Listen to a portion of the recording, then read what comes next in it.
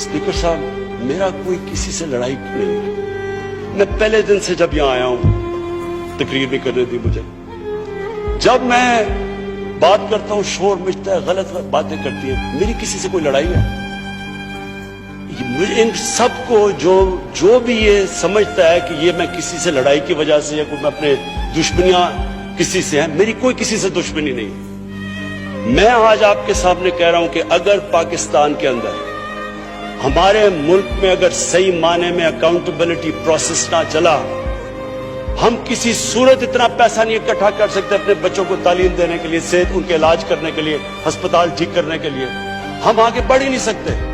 जब elite corruption पे लगी हुई है, तो आप कैसे समझते हैं वो मुल्क तरक्की करेगा? हम जब आप किसी के ऊपर केस होता है वो कहते हैं जी पॉलिटिकल विक्टिमाइजेशन है।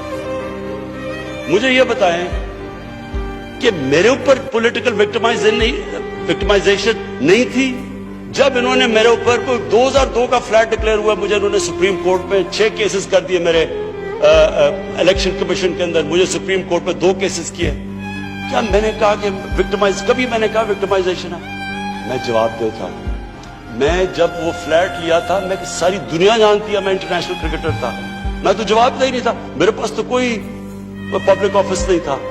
उसके बावजूद 10 महीने में स्पीकर साहब, जो मेरे से सुप्रीम कोर्ट ने जवाब मांगे मैंने दिए। 40 साल पुराने कॉन्ट्रैक्ट दिए, मॉर्गेजेस दिखाए, किधर से पैसा आया, मॉर्गेज पे कितना गया, कब वो मॉर्गेज दिया, फ्लैट कब बिका, बीवी से जो पैसे लिए हुए थे यहां जमीन लेने के लिए। आपको पता है सुप्रीम कोर्ट ने मेरे से पूछा कि जनाब आप बताएं, साबित करें कि आपने बीवी को पैसे वापस किए थे। वो बीवी ने ईमेल दे रही है कि हाँ इसने पैसे वापस किए थे। उन्होंने कहा नहीं सबूत दो। ये कभी हुआ ही नहीं है ऐसे कि वो बीवी कह रही है पैसे, वो कहते नहीं। बैंक स्टेटमेंट्स निकाल के दी 15 साल पुरानी, जो मेरा ट्रांजैक्शन बीवी के साथ था, मनी ट्रेल दी, सारा जो पैसा वहां से हलाल की कमाई का बाहर से पाकिस्तान लेके आया, उसकी मनी ट्रेल दी। स्पीकर साहब, कोई मैंने कमाल नहीं किया। ये हर उस मुल्क में जिसमें जेन्युइन डेमोक्रेसी है, वहां एक लीडर को जवाब देना पड़ता है, क्योंकि वो अमानतदार होता है, वो पब्लिक के पैसे का अमानतदार होता है। ये कोई विक्टिमाइजेशन नहीं है। और ये जो नैब है, ये हमने तो नहीं नैब बनाई, एक आदमी हमने भर्ती नहीं करवाया। नैब तो पुरानी है, 90% केसेस भी पुराने हैं, लेकिन गालियां हर रोज मुझे पड़ती हैं कि जनाब देखें इमरान खान ने ये कर दिया, वो कर दिया।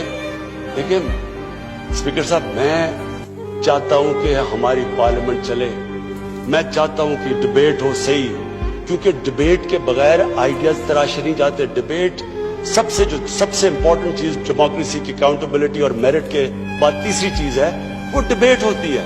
यहां डिबेट ही नहीं हो सकती। जब बात करो वो शुरू हो जाते हैं कि जी वो नैब न्याजी नेक्सस या कभी कुछ शुरू हो जाता है। यानी इस तरह तो बोल देखे ना स्पीकर साहब, मैंने तो नहीं नैब बनाई। पॉइंट ये है कि क्या फंडामेंटल प्रिंसिपल ये है, क्या हमारे जो इक़्तिदार में लोग रहते हैं वो जवाब देना चाहते हैं अपनी वेल्थ का या नहीं देना चाहते? और अगर वो नहीं देना चाहते तो बाकी क्यों देंगे?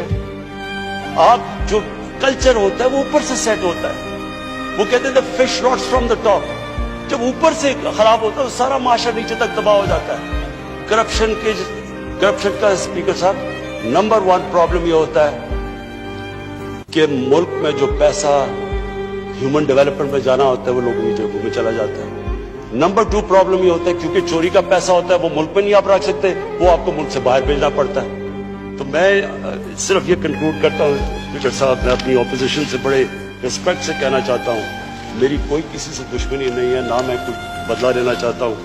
मैं सिर्फ ये बिलीव करता हूँ कि हमारा मुल्क, अल्लाह ने इसको इतनी नेमतें दी हैं, अल्लाह ने इससे क्या क्या चीजें नहीं हमें दी, लेकिन जब तक इस मुल्क के अंदर रूल ऑफ लॉ मीन्स कि everyone is equal in front of law, जब तक रूल ऑफ लॉ और लीडरशिप की अकाउंटेबिलिटी नहीं होगी, हम भी वही सारे बनाना रिपब्लिक्स की तरह एक समुंदर होगा गरीबों का और थोड़े से अमीर लोग होंगे। शुक्रिया।